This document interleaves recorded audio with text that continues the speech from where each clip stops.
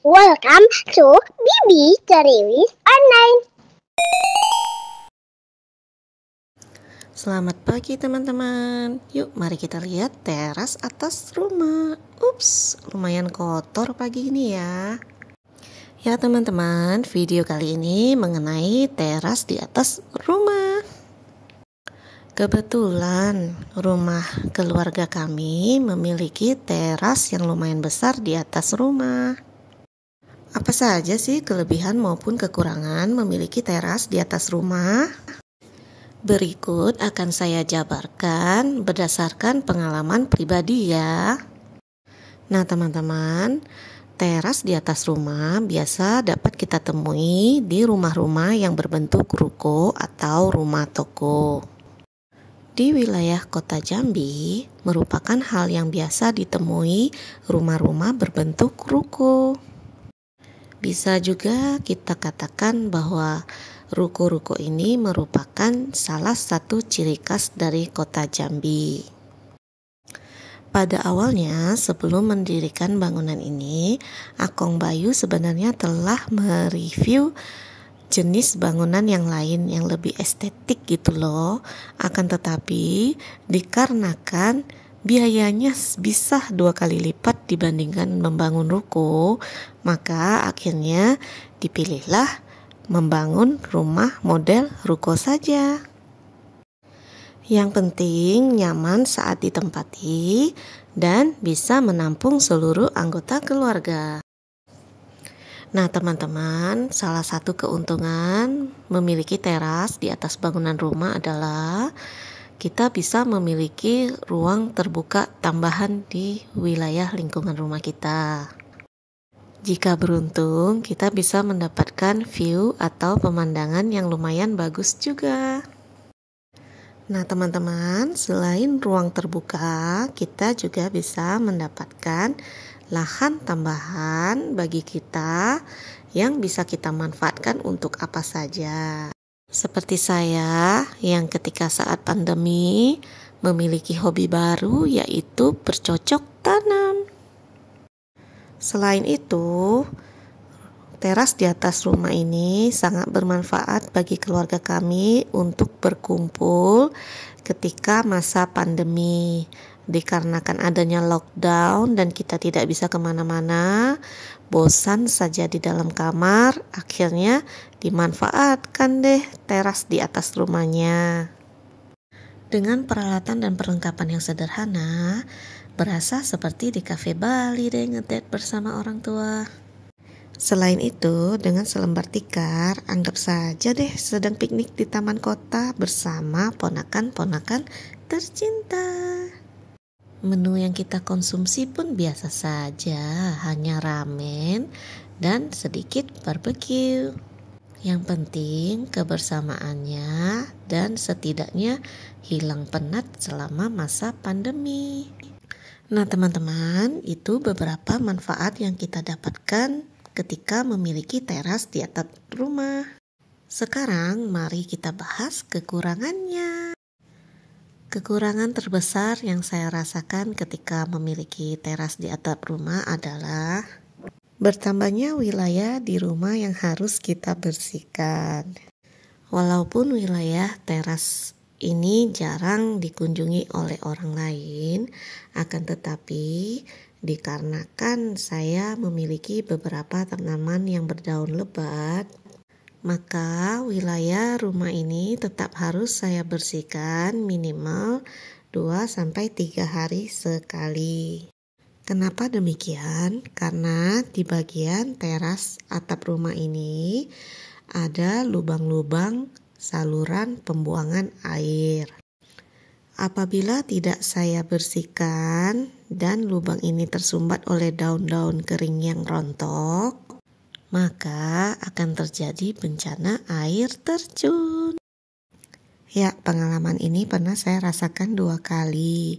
Ketika itu, tiba-tiba saja hujan lebat seharian. Pada waktu itu, saya masih belum terlalu mengerti mengenai penyumbatan saluran air dan sebagainya. Sehingga pada waktu itu Beberapa lubang air seperti yang terlihat di dalam video tertutupi oleh dedaunan dan air tidak keluar mengalir ke bawah. Akibatnya terjadilah kolam renang di atap rumah. Pertama kita tidak sadar karena pada waktu itu saya dan kakak saya sedang berada di lantai 1 rumah. Tiba-tiba terdengar aliran air yang melimpah ruah turun melalui tangga rumah. Awalnya kita bingung dari mana asal air ini. Usut punya usut, wow, ada kolam di atas atap rumah kita. Kurang lebih air setinggi 8 cm terus mengalir turun melalui anak tangga yang ada. Dengan curah hujan yang sangat lebat sekali, diiringi dengan petir yang menggelegar bergantian, membuat kami sedikit bingung dan ketakutan ketika ingin membersihkan lubang saluran air. Takut tersambar gitu loh, akan tetapi kadangkala saat ini kalau dipikirkan bodoh juga ya saat itu. Walaupun kami berada di dalam ruangan, akan tetapi kami kan berdiri di antara air. Jikalau sempat petir menyambar, habis juga deh. Nah, dikarenakan pengalaman tersebut, maka sampai saat ini saya rajin mengecek saluran air di atas rumah. Sekaligus tak lupa juga saya bersihkan. Ya, nambah kerjaan baru sih di rumah. Anggap sajalah olahraga. Di saat cuaca sedang panas-panasnya seperti di saat musim kemarau ini, saya terpaksa menggunakan topi dan masker ketika akan membersihkan teras atap rumah. Sebagian dari teman-teman pasti penasaran apa sih fungsi sedikit bangunan di bagian atas rumah tersebut. Bangunan ini difungsikan oleh Akong Bayu sebagai tempat untuk berdoa. Akong Bayu meletakkan altar Dewi Kwan Im di ruangan ini. Pada umumnya, ruangan ini akan saya bersihkan juga ketika saya sedang membersihkan bagian teras atap rumah. Beruntung dikarenakan ruangan ini termasuk kosong bagi saya, jadi lebih mudah untuk dibersihkan. Setelah menyapu bersih bagian dalam ruangan, biasanya saya lanjutkan dengan menyapu bagian luar ruangan. Setelah itu, biasanya saya akan lanjutkan dengan mengepel bagian dalam ruangan dahulu, baru bagian teras luar. Kegiatan ini saya lakukan tergantung mood sih. Kalau mood saya lagi bagus, 2-3 hari sekali akan saya bersihkan.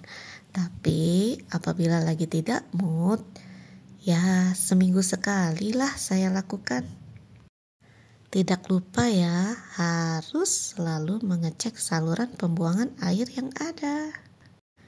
Lumayan juga waktu yang diperlukan untuk membersihkan seluruh bagian atas rumah ini. Paling cepat seluruh kegiatan bersih-bersih ini bisa saya selesaikan dalam waktu 1 jam, kadang lebih teman-teman.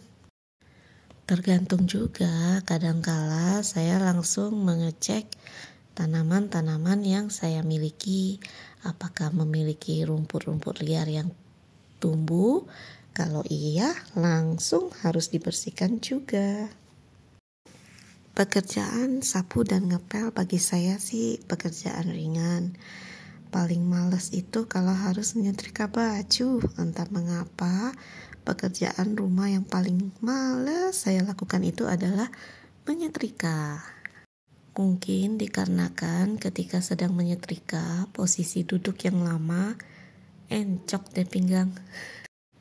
Kalau menyapu dan ngepel kan banyak bergerak, keringatan, ya hitung-hitung buang lemak gitu loh. Nah teman-teman, pada umumnya setelah kegiatan mengepel seluruh lantai selesai, hal terakhir yang saya lakukan adalah menyirami tanaman-tanaman saya.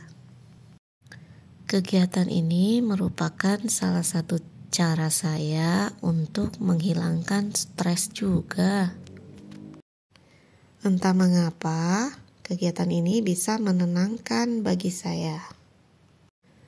Sangat gembira ketika melihat tanaman-tanaman yang telah saya tanam tumbuh, berkembang, tambah tinggi, berbunga, maupun berbuah.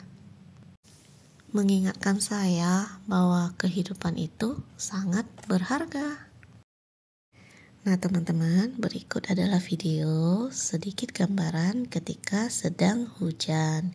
Bagaimanakah kondisi teras atap rumah?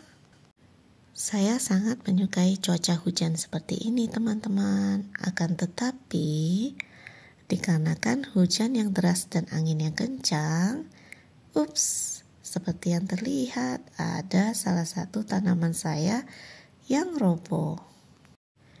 Tidak masalah teman-teman, karena hal ini emang biasa terjadi terhadap tanaman-tanaman yang lumayan tinggi. Bukan kejadian pertama yang saya alami, oleh karena itu makanya saya mengecek juga kalau lagi hujan lebat begini. Selain mengecek tanaman, saya juga mengecek lubang saluran air yang ada. Apabila ada sedikit daun, segera saya bersihkan. Hal ini agar air hujan yang masih tertampung bisa mengalir deras melalui saluran yang ada. Lumayan juga teman-teman, dikarenakan curah hujan yang sangat lebat, maka air yang tertampung di bagian atas rumah ini lumayan tinggi juga. Tapi beruntung tidak sampai mengalir melalui tangga lagi. Sambil merekam main-main air sedikit, sudah lama tidak main air hujan. Tentu saja tak lupa juga saya membenarkan posisi pot tanaman yang tumbang. Saya tambahkan tanah agar bisa lebih berat di bagian bawahnya. Nah teman-teman, inilah sekilas kondisi ketika sedang hujan. Sedangkan untuk hari ini kegiatan bersih-bersih saya pun telah selesai. Saatnya untuk menutup pintu dan melanjutkan kegiatan selanjutnya. Bye. Welcome to Bibi Ceriwis Online.